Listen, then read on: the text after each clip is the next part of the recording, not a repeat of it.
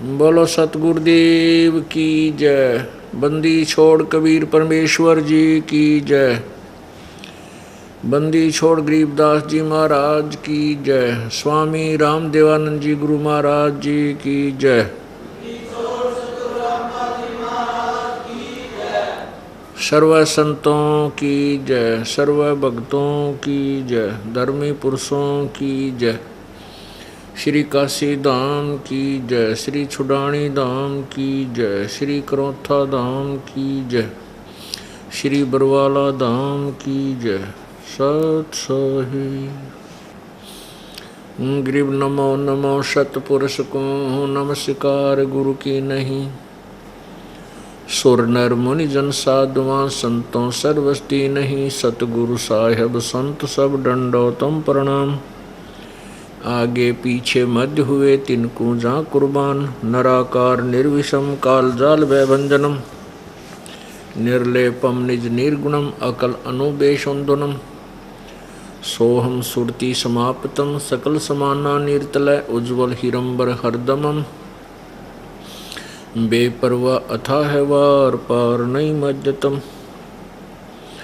गरीब जो सुमर सिद्ध होई गणनायक गलताना। करो अनुग्रह सोई पारस पद परवाना।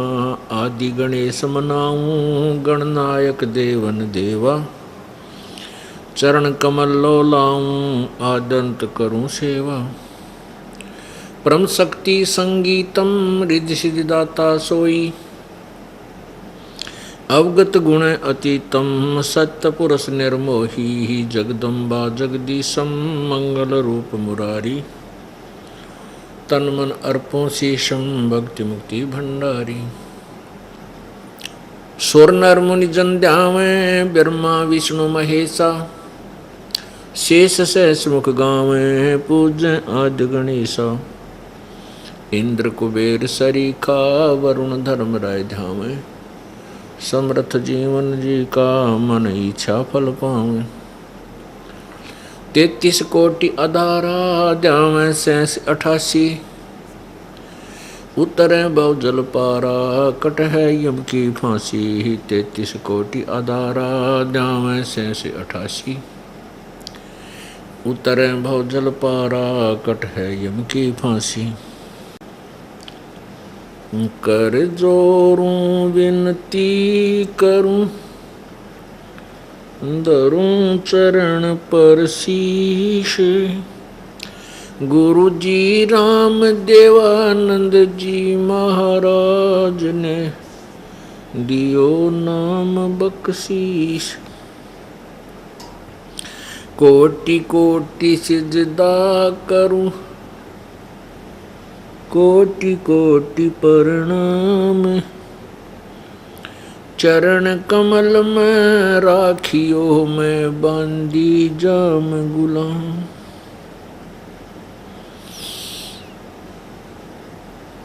कुत्ता तेरे दरबार का मोतिया मेरा नाम। गले प्रेम की जेवड़ी जांखें चोवा जाऊं मैं। तो करो तो बावड़ू दूर दूर करो तो जाऊं। जो राखो त्यों ही रहूं जो देवो सो खाऊं। 7 द्वीप 9 खंड में गुरु से बड़ा न कोई। करता करे न कर सके गुरु करे सो होय। जय इब कै सतगुरु मिले सब दुख आँखों रो। चरणों ऊपर शीस धरूं कहूँ जो कहनी हो। कबीर साईं मिलेंगे पूछेंगे कुशला तो। आद्य अंत की सब कहूँ अपने दिल की बात गुरु जी तुम ना भूलियो। चाहे लाख लोग मिल जाएं, हमसे तुमको बहुत हैं, तुमसे हमको नहीं। तुमरे विसारे क्या बने, किसकी शरण में जाऊं। शिव ब्रंच मुनि नारदो, इनके हृदय न समाऊं। अवगुण किए तो बहुत किए, करत न मानी हारे। बावे बंदा बख्श दियो, बावे गर्दन उतार। अब गुण मेरे बाप जी, बख्शो गरीब नवाज। जो मैं पूत कपूत हूँ, गौर पिता को लाज। मैं अपराधी जन्म का, नक्सक बड़े विकार। तुम दाता दुख भंजना, मेरी करो संभार। परम पिता परमात्मा सर्वश्रेष्ठी रचनहार, कुल मालिक कबीर देव, कबीर परमेश्वर, हम सभी प्राणियों के पिता हैं। वे हम सभी के रचनहार हैं। हम अपने पिता को भूलकर इन अन्य स्वामियों के ऊपर आसक्त हो चुके हैं। 21 ब्रह्मांड का जो मालिक है, 21 ब्रह्मांड का जो प्रभु है, जो ब्रह्म कहलाता है, ब्रह्म, वो काल भी कहा जाता है, उसको काल भी कहते हैं। इससे काल क्यों कहा जाता है, ब्रह्म क्यों कहा जाता है? क्योंकि ब्रह्म का अर्थ होता है प्रभु और काल का अर्थ होता है दुखदाई तत्व। जो हमें परेशान करे, हमारी मृत्यु करे, दुख दे, उसको काल बोलते हैं। इस एक ही शक्ति के दो नाम क्यों हैं? ब्रह्म क्यों कहते हैं और इसे काल क्यों कहा जाता है? ब्रह्म का अर्थ होता है प्रभु, स्वामी, राम। ये 21 ब्रह्मांड का मालिक है, इसलिए इसे ब्रह्म, प्रभु, ईश आदि नामों से जाना जाता है। लेकिन ये काल है, 1 लाख मानव शरीरधारी प्राणियों का नित आहार करता है, इसलिए इसे काल कहा जाता है। ये ब्रह्म स्वयं भी स्वीकार करता है। श्रीमद् भगवत, पवित्र श्रीमद् भगवत गीता अध्याय 11 के श्लोक 32 में श्री कृष्ण जी में प्रवेश करके ये ब्रह्म अर्थात ये काल बोल रहा है। ये कह रहा है कि मैं काल हूँ, सबको खाने के लिए अब प्रवृत्त हुआ हूँ। तो ये काल इसलिए कहलाता है कि 1 लाख मानव शरीरधारी प्राणियों का ये नित्य आहार करता है। इसने सतलोक में एक भयंकर गलती की थी। किसने? ब्रह्म ने। इसे ज्योति निरंजन भी कहते हैं।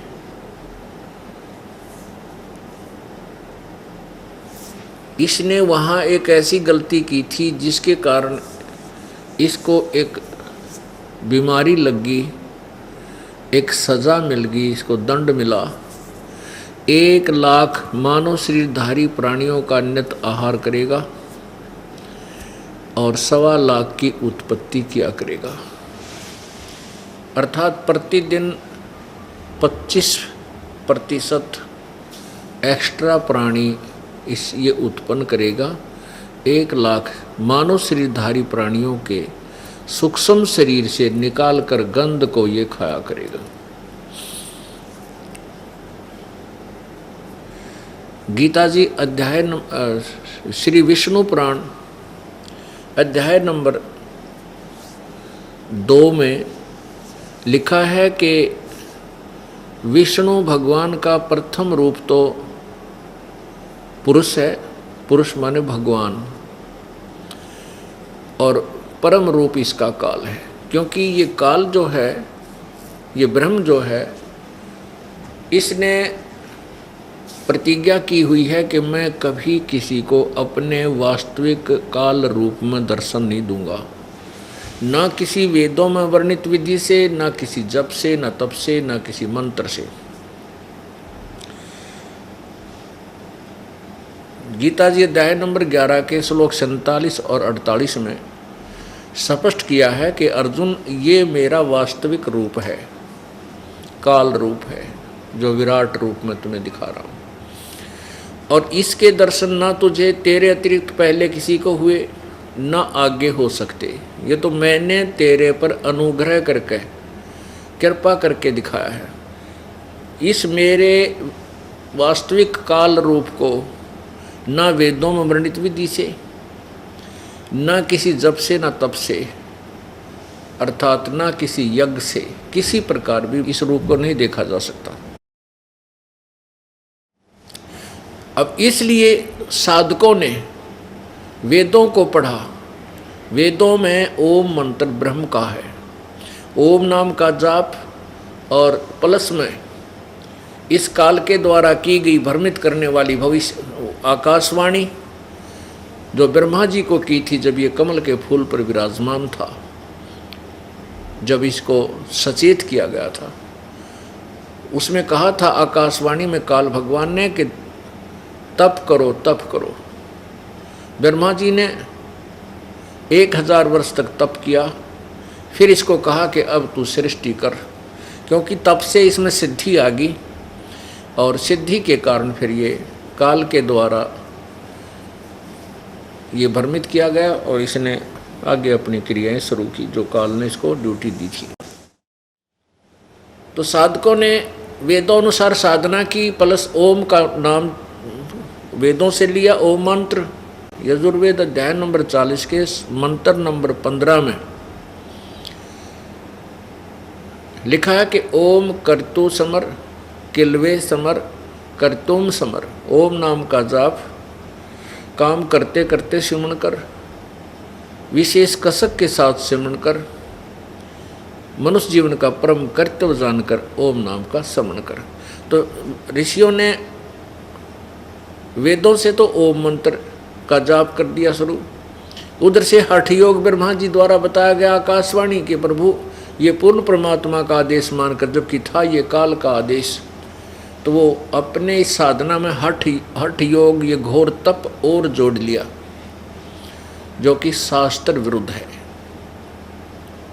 किसी भी पवित्र सदग्रंथ में, पवित्र चारों वेदों में, पवित्र श्रीमद् भगवद गीता जी में, पवित्र परमेश्वर जी की वाणी में, उस सच्चिदानंद घन ब्रह्म की वाणी अर्थात 5वां वेद सवसम वेद में कहीं प्रमाण नहीं है हठ योग करने की, यानी घोर तप करने का कहीं आदेश नहीं है, प्रमाण नहीं।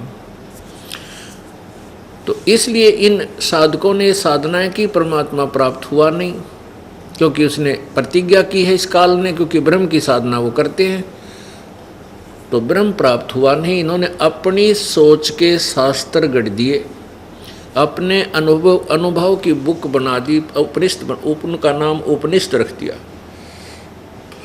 जिसमें लिख दिया कि प्रभु निराकार है, वो दर्शन नहीं देता।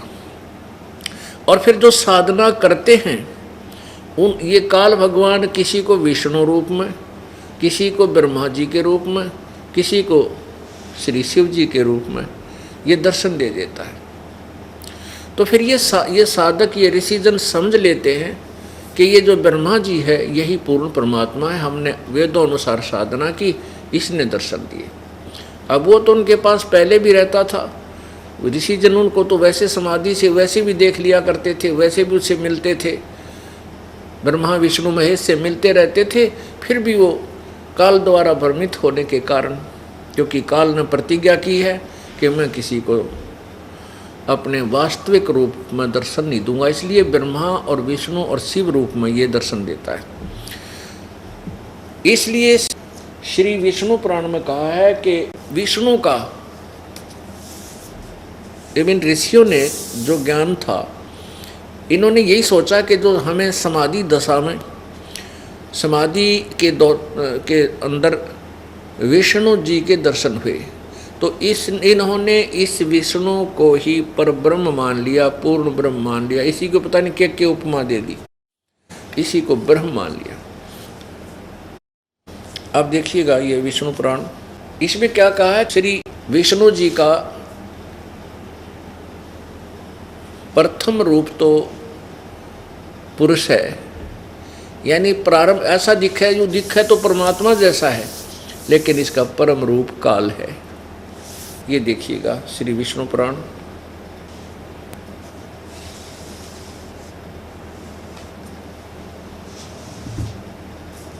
गीता प्रेस गोरखपुर से प्रकाशित है। अनुवादक हैं श्री मुनीलाल गुप्त और ये प्रकाशक है गीता प्रेस गोरखपुर, गोविंद भवन कार्यालय, कोलकाता का संस्थान। इसमें देखिएगा अध्याय नंबर 2 और प्रश्न नंबर 4 पे, यहां देखिएगा, हे द्विज, ये इसी को अज्ञानतावश इस काल को ही परब्रह्म भी कहते हैं। हे द्विज, परब्रह्म का प्रथम रूप पुरुष है। पुरुष माने परमात्मा, प्रभु, भगवान। व्यक्त और अव्यक्त और व्यक्त उसके अन्य रूप हैं, तथा काल उसका परम रूप है। काल उसका परम रूप है। ये देखिएगा प्रश्न नंबर 5 पे, यही अध्याय प्रथम अंश, अध्याय नंबर 2 प्रथम अंश का ही। हे विप्र, विष्णु के परम रूप से प्रधान और पुरुष ये 2 रूप हुए। उसी के जिस अन्य रूप के द्वारा वे दोनों संयुक्त और व्यक्त हुए, उस रूपांतर का ही नाम काल है। ये देखो, हे मैत्रेय, प्रलय काल में प्रधान के यानी प्रकृति के साम्य अवस्था में स्थित हो जाने पर, पुरुष के प्रकृति से पृथक स्थित हो जाने पर विष्णु भगवान का काल रूप परिवर्त होता है। अब ये क्या करता है, जब तक एक ब्रह्मांड का विनाश नहीं होता तब तक ये काल और दुर्गा पति पत्नी रूप में रहते हैं, और ये काल ब्रह्मा विष्णु शिव, महाब्रह्मा तो इसलिए कहना पड़ रहा है क्योंकि इसके पुत्र भी विष्णु ब्रह्मा शिव कहलाते हैं, इसलिए ये उसके साथ, दुर्गा के साथ ब्रह्मा विष्णु और शिव रूप धार कर रहता है। और जब प्रलय हो जाती है, पृथ्वी इस दुर्गा को ये अपने लोक में भेज देता है, स्वयं ये एकांत स्थान पर 21वें ब्रह्मांड के उस लोक में जाकर के विश्राम करता, जब तक दोबारा सृष्टि प्रारंभ नहीं होती दूसरे ब्रह्मांड में। तो क्या कहते हैं कि जब विष्णु के प्रकृति से अलग हो जाने के बाद इसका काल रूप परिवर्त होता है, अपने वास्तविक काल रूप में ये वहाँ स्थित होता है। अब पुण्यात्माओं, ये काल क्यों कहलाता है और इसे भगवान भी कहते हैं? पर ब्रह्म तो इसलिए कहलाता है कि 21 ब्रह्मांड का स्वामी है, मालिक है, यहाँ का ये राम है, प्रभु है। और काल इसलिए कहते हैं कि ये 1 लाख मानव शरीरधारी प्राणियों को खाता है, इसलिए इसको काल कहते हैं। जैसे यहाँ हम देखते हैं पृथ्वी के ऊपर भिन्न भिन्न प्रकार के कितने सुंदर बाग बगीचे, कितने अच्छे काजू किस्मत सेब संतरे हैं, और बहुत सुंदर जल, कितना मीठा जल, कितनी शीतल पवन है, और कितनी बड़ी पृथ्वी, बाग बगीचे, पहाड़, झरने, स्वादिष्ट जल की दरिया। तो इन सब को देखकर तो हमें ये लगता है कि भगवान बड़ा दयालु है, और ये परमात्मा हमारी कितनी सुविधा का ध्यान रखता है, और परमात्मा ने कितनी अच्छी दिन रात बनाए हैं, कितनी अच्छी जो है ना ये पेड़ पौधे बना रखे हैं, हमें बहुत ही ये भगवान जैसा लगता है। यानी फर्स्ट इम्प्रेशन तो इस काल का है, समझो भगवान है, लेकिन इसका परम रूप काल है। अब जैसे एक किसी भी परिवार में आप देख लो, किसी के साथ कोई घटना घटी है, किसी के साथ कोई घटना घटी है, परिवार विनाश हो जाते हैं, पूरा क्षेत्र किसी फ्लड के कारण या किसी भूकंप या जो है साइक्लोन के कारण पूरा क्षेत्र, लाखों की संख्या में आदमी मर जाते हैं, व्यक्ति मर जाते हैं, बहन भाई प्राणी सभी नष्ट हो जाते हैं।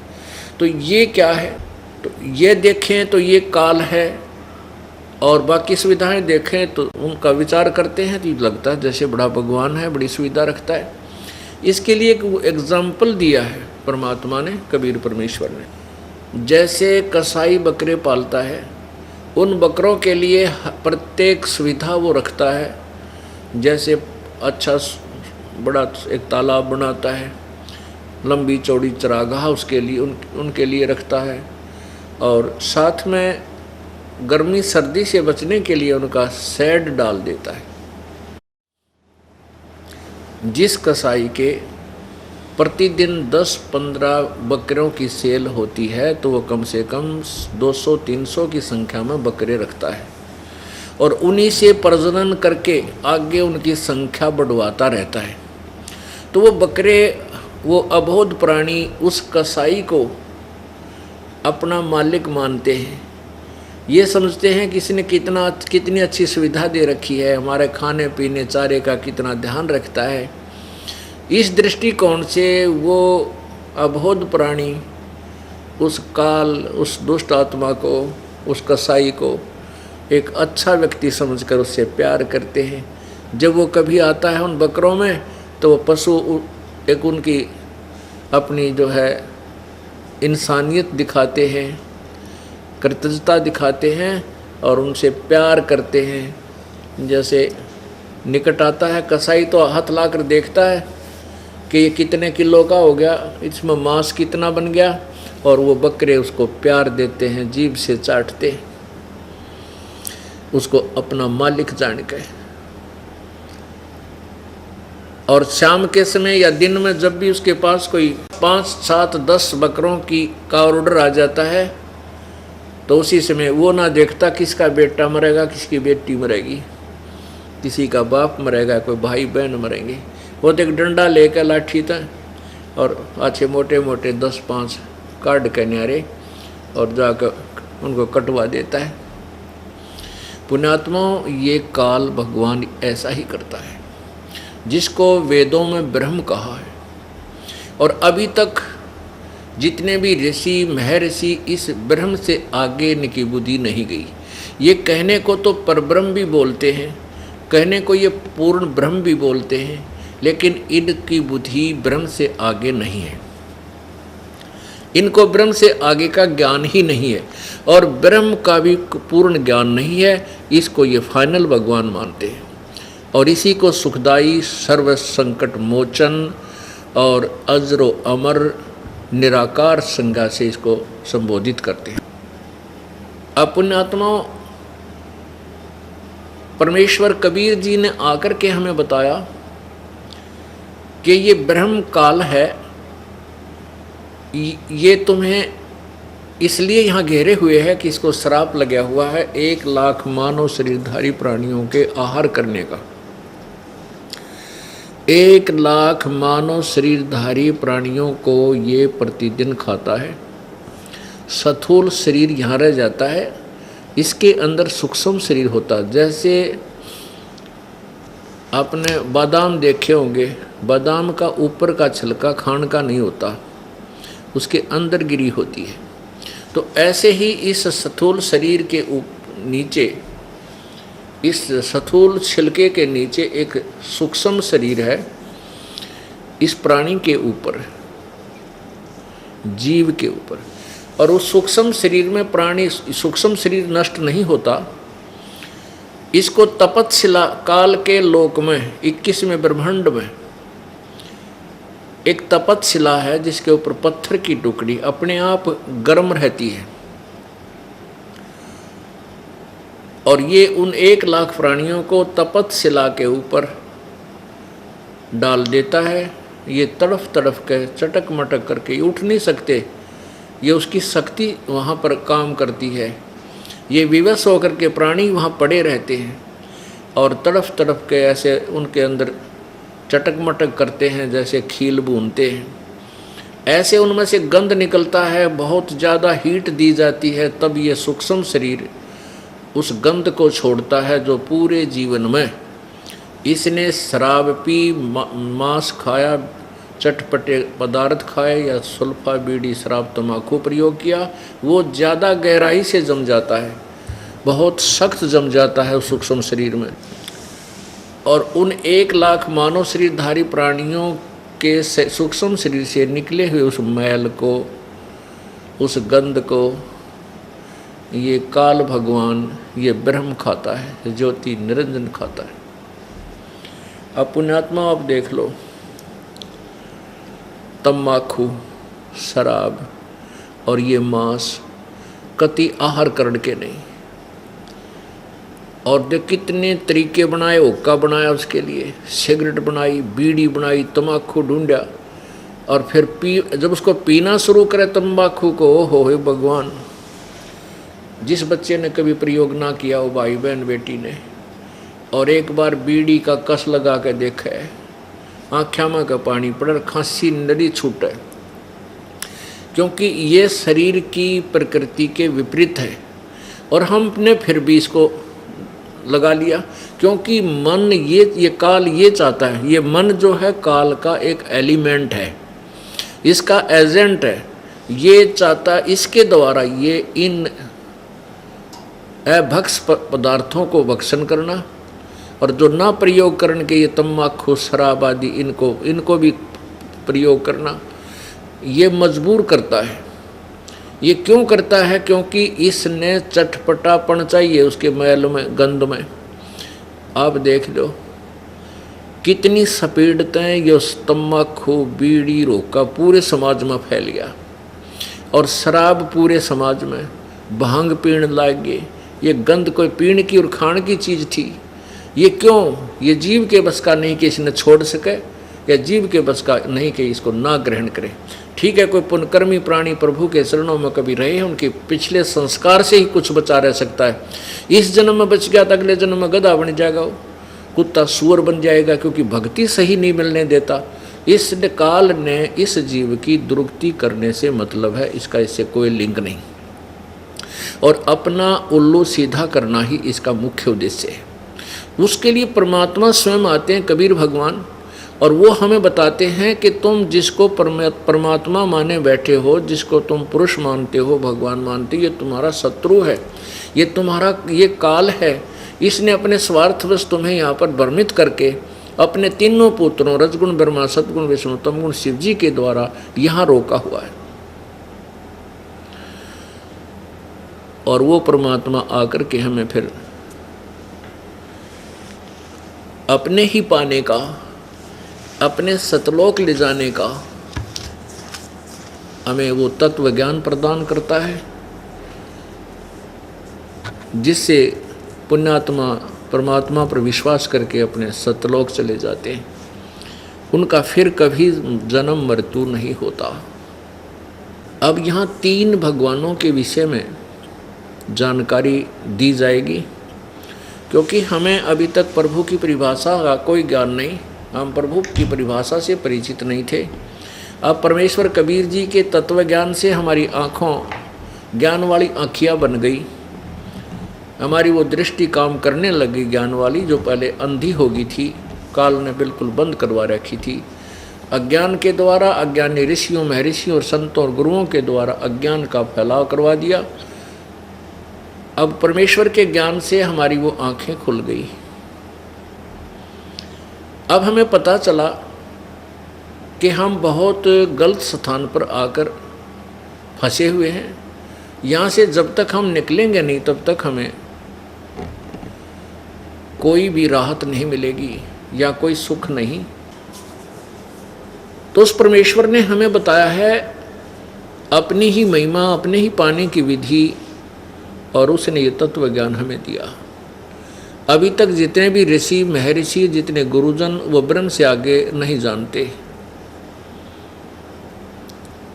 कबीर परमेश्वर के आने से पहले इस कलयुग में सन 1398 से पहले की कोई भी सिद्धांत, कोई भी थ्योरी, किसी भी संत का विवेचन आप दिखा दीजिए कि उन्होंने कितना सतलोक या सचखंड का कितना जिक्र किया हो। अब वर्तमान के अंदर जो सतखंड, सतलोक के गुण गाते हैं, डोल पीटते हैं, राधा स्वामी पंथ, धन धन सतगुरु पंथ, ये ठेका ले रहे हैं सचखंड का और सतलोक का, वहाँ जाने का, सतपुरुष का। इन कह का भी नहीं पता सतलोक और सचखंड के बारे में। कति अज्ञान से भरे हैं ये पूरे दोनों पंथ, क्योंकि एक ही पंथ से, राधा स्वामी पंथ से ही भिन्न हुआ है धन धन सतगुरु, यानी सच्चा सौदा जिसको सरसा मंडीरा है, उसी से ये अलग हुए हैं। और उन्होंने, उनके गुरु ने, उनके जो मुखिया थे श्री शिवदयाल जी, जिससे ये पंथ चला, उनको कह का भी नहीं बेरा। सतलोक किसे कहते हैं, सचखंड किसे कहते हैं, सार नाम क्या है, सत्य नाम क्या है। तो ये नकली पंथ काल न चलाए भोली आत्माओं को भ्रमित करने के लिए कि इनको सच्चे ज्ञान का, तत्व ज्ञान का पता ना लग जाए, कहीं ये मेरे जाल से निकल ना जा। आपको एक झलक दिखाता हूँ। राधा स्वामी पंथ के प्रवर्तक, जिसको ये परम धनी, परम पुरुष बोलते हैं, उसके क्या ज्ञान था, उसको कितना ज्ञान था, के विचार थे उसके, ये आपके सामने दिखाते हैं।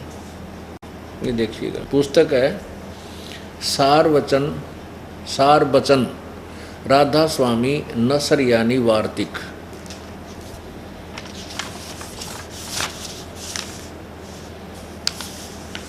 राधा स्वामी दाल की दा राधा स्वामी सहाय, सार वचन राधा स्वामी, सार वचन वार्तिक, जिसको परम पुरुष पूर्ण धनी स्वामी महाराज जी ने जबान मुबारक से फरमाया, और जो बाई इज्जत राधा स्वामी ट्रस्ट छापी गई।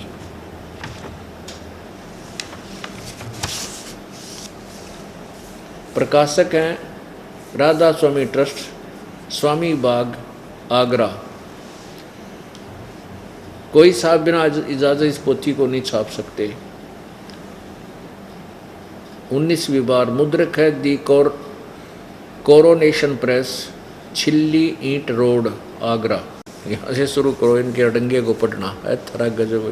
ये देखो पृष्ठ नंबर 2 पे, ये देखिएगा, यहाँ से शुरू करते हैं। सिर्फ काम इतना है कि इंसान यानी मनुष्य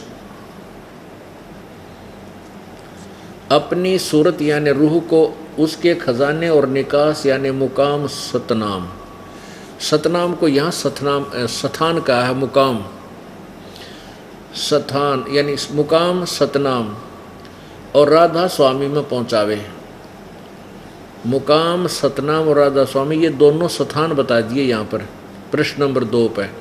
और जब तक यह नहीं होगा तब तक खुशी और रंज और जिस कदर दुख और सुख दुनिया के हैं उसे छूटा नहीं जा सकता। अब आगे देखो 3 नंबर पृष्ठ पे, वचन नंबर 3। जितने आचार्य और महात्मा और अवतार और पैगंबर एक मजहब में हुए, वे सब अपने अभ्यास के जोर से अंतर में तरफ मुकाम असली के चले, पर सब के पर सब के सब धुर स्थान तक नहीं पहुँच पाए, पहुँचे। सो बहुत से तो मंजिल एक पहली पर और कोई दूसरी मंजिल पर, और कोई बिरले साध प्रेमी मंजिल तीसरी तक पहुँचे, और सिर्फ संत मंजिल पाँचवीं यानी सतनाम पर या पाँचवीं मंजिल सतनाम बोलते। ये ध्यान रखना, ये सतनाम को यहाँ स्थान सिद्ध कर रहे हैं। और कोई बिरले संत मंजिल आठवीं यानी राधा स्वामी पद पहुँचे। अरे वाह, ये राधा स्वामी भी मंजिल बता दी इन्होंने।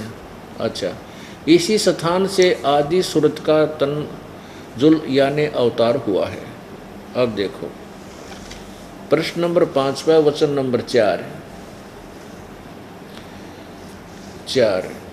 अब समझना चाहिए कि राधा स्वामी पद सबसे ऊंचा मुकाम है। राधा स्वामी जो है ये सबसे बड़ा ऊंचा स्थान है, और यही नाम कुल मालिक और सच्चे साहिब और सच्चे खुदा का है। अरे वाह, ये भी मेरे ख्याल में नसाय करके लिखा करते दानंद की तरह। ये देखो यहाँ कहते ये स्थान समझना चाहिए कि राधा स्वामी पद सबसे ऊंचा स्थान है, मुकाम है, और फिर ये उसी का नाम है। कुल मालिक का भी राधा स्वामी नाम है। अरे थरा गजब हुई हो। कोई न्यो कब है कि अब समझना चाहिए दिल्ली भारत की राजधानी है, और दिल्ली ही प्रधानमंत्री का नाम है। बताओ उस आदमी ने कोई ज्ञान है? उसका कोई ये कथन ठीक है? थरा गजब हुई। अब देखो इसको ध्यान से, अब समझना चाहिए कि राधा स्वामी पद सबसे ऊंचा मुकाम है, और यही नाम कुल मालिक और सच्चे साहब और सच्चे खुदा का है। अरे वाह, आगे देखो। और इस मुकाम से 2 स्थान नीचे सतनाम का मुकाम है। अब राधा स्वामी तक नीचे नहीं होगा, 2 स्थान छोड़ गए, अलखलोक और अगमलोक छोड़कर ये सतलोक को सतनाम बोल रहे हैं, जिसको संतों ने सतलोक। अब सतनाम के बारे में बोल रहे हैं कि क्या है सतनाम, जिसको संतों ने सतलोक, सचखंड, सार शब्द और सतशब्द और सतनाम और सतपुरख करके बयान किया है। अरे थारा गजब हुई है। अरे हे भगवान, और कितने अंधे श्रद्धालु पढ़े लिखे शिक्षित इस मार्ग में राधा स्वामी पंथ में बहुत ही अच्छे IAS, IPS और HCS और ये जो है ना SDM और मजिस्ट्रेट लेवल के व्यक्ति इनका फंसे पड़े हैं, क्योंकि भक्ति मार्ग इस अक्षर ज्ञान से भिन्न है, और भक्ति मार्ग को संत ही बता सकता है, और संत ही संत की क्रिया में कोई डिफेक्ट निकाल सकता है, श्रद्धालु को पता नहीं लग सकता। अब इस थ्योरी ने को पढ़ कर देखा है, काल ने सबकी बुद्धि ऑफ कर रखी है, और इन नकली गुरुओं को कुछ पता नहीं था, इनकी भी बुद्धि काल के हाथ में थी। अब ये कह रहे हैं, कई तो कहते हैं कि समझना चाहिए ये सतनाम सबसे ऊंचा मुकाम है, राधा स्वामी सबसे ऊंचा मुकाम है, और फिर ये सच्चे मालिक का नाम है, सतपुरुष का पूरे सच्चे खुदा का ये नाम है। अरे थारा गजब हुई है। एक तो राजधानी दिल्ली को राजधानी बतावे, दिल्ली को ही प्रधानमंत्री का नाम बतावे, या तो नशा कर रहना कति बड़ी बूझ से क्या है का बिना बेरा से। ऐसी थ्योरी है इस राधा स्वामी पंथ के लिए। सतलोक और सचखंड का ठेका ले रहे हैं, कहते हैं बस गुरु पार कर देगा। गुरु ले किस जाएगा? उस थारे गुरु ने न्योना बेरा यू कहाँ है, के सांग है? सचखंड सतनाम का भी ना बेरा, सतनाम को स्थान बतावें, सतलोक है, इसी को सचखंड, सार शब्द, सत्सब, और इसी को सतपुरुष भी कहते हैं सतनाम को। अरे थारा गजब हो यो। हे भगवान, ये गर्भ में क्यों ना मर गए इसे संत, इसे ऋषि। सतनाम तो 2 अक्षर का नाम है, जिसमें एक ओम है मंत्र है, और दूसरा तत् जो सांकेतिक है। इन दोनों को मिलकर के सतनाम बनता है, और सतनाम के जाप से जीव सतलोक जाने के और सार शब्द, सार नाम पाने के योग्य होता है। सतनाम के नाम की कमाई जब बढ़ जाती है,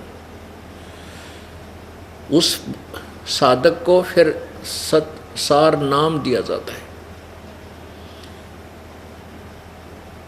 और सार नाम प्राप्त करके फिर सार शब्द की उपलब्धि करवा के इस प्राणी को सचखंड भेजा जाता है।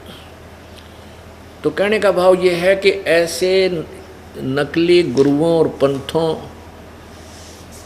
तथा ऋषि महर्षियों ने काल के दूत का काम किया और सभी श्रद्धालुओं में अज्ञान फैला दिया। उस अज्ञान को हटाने के लिए परमेश्वर कबीर देव जी यानी सत्य पुरुष, वो अमर पुरुष स्वयं ही आए, वो पूर्ण ब्रह्म। वो प्रत्येक युग में आते हैं। सतयुग में सत्य सुकृत नाम होता है परमेश्वर का।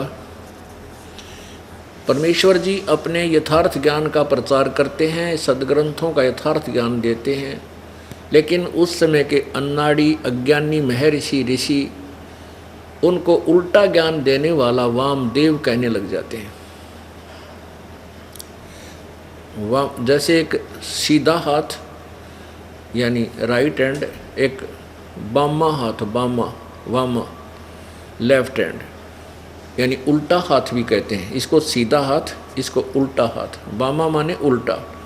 जबकि परमात्मा सत्य कहते थे, सच्चाई बताते थे, वो अज्ञानी ऋषि महर्षि स्वयं परमात्मा की परिभाषा से, परमात्मा के तत्व ज्ञान से अपरिचित होने के कारण उस सच को झूठ बताते थे। इसलिए परमेश्वर कहते हैं, निरंजन धन तेरा दरबार, जहाँ तनिक नहीं न्याय विचार। कह कबीर सुनो भी साधो सब उल्टा व्यवहार, ये सच्चों को तो झूठा बतावन, झूठों का एतबार, निरंजन धन तेरा दरबार। गुरुआ गांव बिगाड़े संतो गुरुआ गांव बिगाड़े, ऐसे कर्म जीव कहला दिए, ईब जड़े ना जाड़े। अब इन अज्ञानी ऋषियों ने, संतों ने, गुरुओं ने भोली भाली जनता श्रद्धालुओं को भ्रमित करके उनके ऊपर अंधों में अंधे ने, क्योंकि जनता तो ज्ञानहीन होती ही है, इसलिए संतों और गुरुओं के पास जाती है, और वो अंधे ही टकरा गए हमने आगे। तो परमात्मा कहते हैं, अंधे की बाँ गही अंधे ने, ये मार्ग कौन बतासी। सच्चा सतगुरु कोई ना पूजे, झूठों जगपतियासी। और अंधे की बाँ गही अंधे ने, अंधे की बाँ हाथ अंधा पकड़ के चला हुआ है, तो मार्ग कौन बतासी। वर्तमान तक यानी अब जब से दास को ये मार्ग मिला है, उससे पहले उन संतों को छोड़कर जो परमात्मा से परिचित हो चुके हैं, जिनमें से इस दास को आधा दर्जन के नाम याद हैं। संत धनी धर्मदास जी, संत गरीबदास जी, संत गीसादास जी, संत दादूदास जी, संत नानक साहिब जी, संत मलुकदास जी, इन महापुरुषों को परमात्मा पूर्ण ब्रह्म सतपुरुष कबीर देव कबीर प्रभु स्वयं आकर के मिले थे, और उनको अपना सचखंड सतलोक और पूरी व्यवस्था इस ब्रह्मांड की दिखाई थी।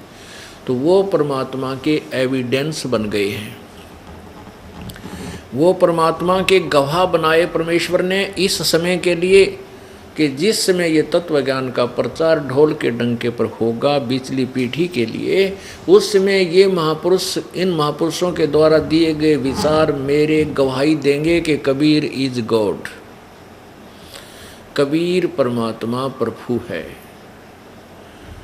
परमेश्वर कबीर है, जो काशी में दुल्हा बन करके लीला करके चले गए, वो परमेश्वर है। उन महापुरुषों की अमर वाणी में परमेश्वर की महिमा, कबीर जी की महिमा आज भी विद्यमान है।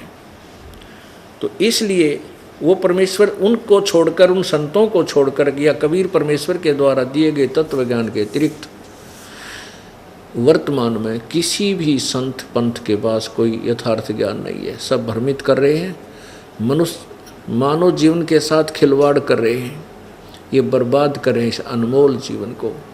ये इस मानव के सबसे बड़े शत्रु हैं। कहते हैं मात पिता मिल जाएंगे, मात पिता मिल जाएंगे, 184 माही, सतगुरु सेवा और बंदगी ये फेर मिलन की नाही। तो इस काल भगवान ने ऐसा जुल्म करवा रखा कि इस मनुष्य जीवन को बर्बाद करवा दिया प्राणी के को। ये कैसी साधना करता है, शास्त्र अनुकूल साधना छोड़ के बाकी शास्त्र विरुद्ध साधना ये कितनी ही करता रहे, वो करता रहे, इसको भ्रमित करके करवाते रहे, फिर इसका मनुष्य जीवन बर्बाद हो जाता है और फिर ये 84 लाख योनियों में धक्के खाता रहता है। फिर काल निश्चिंत हो जाता है कि ये नहीं अब पार हो सकते, ये तो गए गड्ढे में डाल। अब इन संतों और ऋषियों को भी काल नहीं बख्शता। जैसे श्री शिवदयाल जी जिनसे राधा स्वामी पंथ चला, जिसको ये अपना सबसे फर्स्ट संत मानते हैं। श्री शिवदयाल जी पूर्व जन्म की पुण्यात्मा थी। किसी जन्म में परमेश्वर कबीर जी की शरण में शास्त्र अनुकूल साधना की हुई थी। और हम क्या गलती करते हैं कि हम परमेश्वर से विमुख हो जाते हैं, स्वयं अपनी बुद्धि से सोचते रहते हैं, उस परमात्मा से संपर्क तोड़ लेते हैं और फिर अपने हिसाब से चलना प्रारंभ कर देते हैं। तो काल यही चाहता है किसी प्रकार से प्राणी को परमेश्वर कबीर जी से दूर कर दूं। फिर ये कहीं चाहे राजा बना रहे, चाहे महाराजा बना रहे, चाहे कोई देवता बना रहे, धक्के खा के अपनी पूंजी को बर्बाद करके यहीं फिर भूत बन जाता है। यही शिवदयाल जी पूर्व जन्म की कमाई के आधार से लाखों लोगों में श्रद्धा के पात्र बन गए, आकर्षण के पात्र बन गए और उनको परम धनी परम पुरुष की उपाधि दे दी। भक्ति सत्य थी नहीं उनके पास, शास्त्र अनुकूल साधना नहीं थी, जिस कारण से वो अपने जीवन को बर्बाद करके प्रेत योनि में चले गए। दास नहीं कह रहा, उनकी हिस्ट्री बता रही है। अब दिखाता हूँ आप, ये देखिएगा जीवन चरित्र स्वामी जी महाराज अर्थात शिवदयाल जी, राधा स्वामी ट्रस्ट, स्वामी बाग, आगरा से, यूपी से ये प्रकाशित है। ये है राधा स्वामी दयाल की दया, जीवन चरित्र स्वामी जी महाराज, लेखक लाला प्रताप सिंह सेठ। ये प्रताप सिंह जी जो थे शिवदयाल जी के भाई थे, उर्फ चाचा जी साहब। प्रकाशक राधा स्वामी ट्रस्ट, राधा स्वामी बाग, आगरा। सर्वाधिकार प्रकाशक द्वारा सुरक्षित है। ये छपी यहाँ से है। अर्पण प्रिंटरी, राधा स्वामी चैम्बर्स, बालेज रोड, आनंद। ये है वो परम धनी जी स्वामी, देखो परम पुरुष पूर्ण धनी हजूर स्वामी जी महाराज शिवदयाल जी। ये देखिए कि 78 पृष्ठ है, ये 78 जीवन चरित्र स्वामी जी महाराज का। इसमें 71 वचन। अब बुक्की जी का जो कि शिब्बो जी की छोटी बहन थी, थोड़ा सा हाल लिखा जाता है। यह शिब्बो जी से कुछ अरसे बाद स्वामी जी महाराज के चरणों में आई थी। जब इन्होंने कुछ दिन सत्संग किया और वचन महाराज जी स्वामी जी महाराज के सुने और वे वचन हृदय में समा गए, तब इनके प्रेम की हालत अजीब थी कि जब स्वामी जी महाराज वचन या अर्थ पोथियों का करते तब इनकी आंखें सुर्ख और अंगारा सी हो जाती थी और आंसू बराबर टपकते रहते थे और बहुत देर तक यानी घंटों उन वचनों का नशा बना रहता था। और फिर जब स्वामी जी महाराज कथा से फुर्सत पाकर हुक्का पीते थे, ये परम धनी हुक्का पिया करते थे या अभ्यास का रस लेते थे, कथा कहने को बैठते तो बुक्की जी महाराज के चरणों का अंगूठा अपने मुख में रखे हुए घंटों चरणामृत का रस लेती रहती थी और जब कोई मत्था टेकने के वास्ते हटाना चाहता था तो वे चरण नहीं छोड़ना चाहती थी। तब मत्था टेकने वाले से कह दिया जाता था कि तुम दूसरे चरण पर मत्था टेक लो और उस प्यासी को मत हटाओ। और वह बयान किया करती थी कि मुझे इसमें ऐसा रस आता है जैसे कोई दूध पीता है। इनके भजन का ये हाल था कि 9 घंटे रोज भजन किया करती थी। इनको स्वामी जी महाराज के दर्शन का पूरा आधार हो गया था और सूरत भी ऊंचे देश में पहुंचती थी। जब स्वामी जी महाराज अंतर ध्यान हो गए यानी मर गए, तब बुक्की जी की यह कैफियत हुई कि दिन रात बेहोश पड़ी रहती थी और 2-2 दिन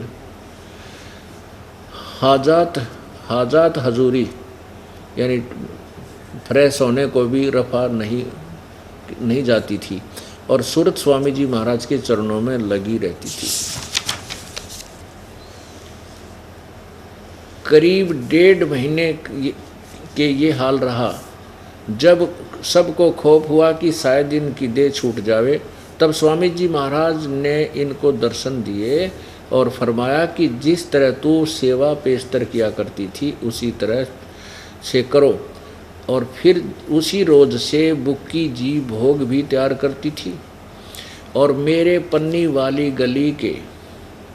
गली के मकान पर पहले दस्तूर के माफिक पलंग बिछाती और हुक्का भरती थी और वह पलंग आज तक भी बिछा रहता है। गरज की जिस तरह से की पेशतर सेवा किया करती थी उसी तरह से कुल काम करने लगी और स्वामी जी महाराज उनको ध्यान के समय में प्रगट दर्शन देते थे और कुल सेवा उसी तरह कबूल फरमाते थे जैसा कि अंतर ध्यान होने से के पेशतर करते थे। अब देखो यहाँ थोड़ा सा विवेचन देते हैं। क्या कहा कि स्वामी जी महाराज हुक्का पीते थे शिवदयाल जी, और उनकी एक प्रिय शिष्या थी बुक्की, वो उनके चरण का अंगूठा चूसती रहती थी। जब स्वामी जी की मृत्यु होगी, अंतर ध्यान हो गए, उसके बाद वो 1-1.5 महीना बहुत ही यानी ऐसे पड़ी रही जैसे आपने देखा हो यहाँ भूत लोटी रहा करें, भूत जिसमें आ जाओ बेबे लोटी रहा करें। वो पहले भी भूत था इस बुक्की में, और वो अंगारा सी आँख तक भूताड़े की व्याकर भजन करने की अंगारा सी आँख व्या करें थरा गजे भाई, और बेहोश थोड़ा होगा वो तो भक्ति करता रहता है। कोई संत का इतिहास दिखा दो जो भजन करते हुए बेहोश हो गया हो, ये तो ऐसी सतिथि प्रेत आत्मा जिसमें होती है उनकी होती है। अच्छा, फिर क्या कहते हैं कि जब स्वामी जी महाराज ने उनको दर्शन दिए, उसमें प्रवेश कर गए किसमें बुक्की में, और फिर उसने उसी दिन से आप बुक्की रोटी बनावे और हुक्का भरे, खाना खा कर वो प्रेत बनकर वो शिवदयाल जी बुक्की में प्रवेश कर गया और बुक्की वो खाना बनावे, फिर उसी पलंग पर बैठ के हुक्का पीवे और वो रोटी खावे।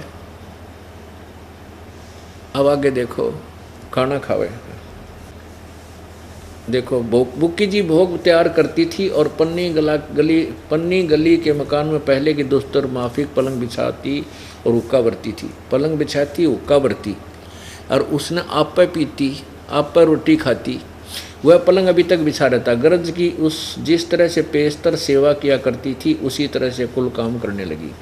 और स्वामी जी महाराज उनको ध्यान के समय प्रगट दर्शन देते थे और कुल सेवा भी उसी तरह कबूल फरमाते थे। यानी हुक्का भी पीते थे, वह सेवा जो करते, रोटी भी खाते थे उसी में प्रवेश करके।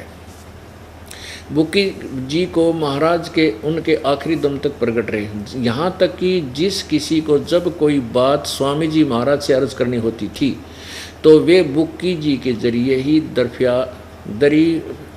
दरियाफत कर लिया करते थे। यानी बुक्की जी के अभ्यास के समय स्वामी जी महाराज को प्रगट करके हम कलाम हुआ करती थी।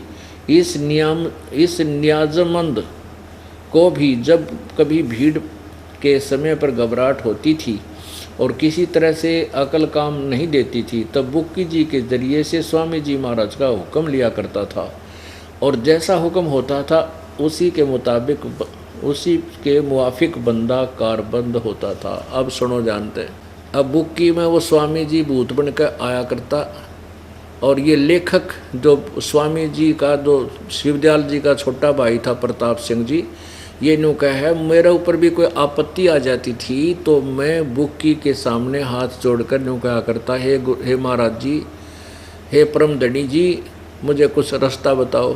फिर वो बुक्की में प्रवेश करके बोलता था। जैसे आपने देखा होगा कई बहनों में भाइयों में आते, मैं हनुमान बोलता हूँ, हैं, मैं जो है ना भैरव बोलता हूँ, मैं माता हूँ। ये भूतनी है सारी, ये भूत हैं। तो ऐसे ही शिवदयाल जी प्रेत बनके अपनी शिष्या बुक्की में बोलने लगे और उससे आदेश लेकर ये प्रताप सिंह और जिसने राधा स्वामी पंथ अलग से चलाया वो शालिग्राम भी उस बुक्की वाले भूत ते आदेश लेता था।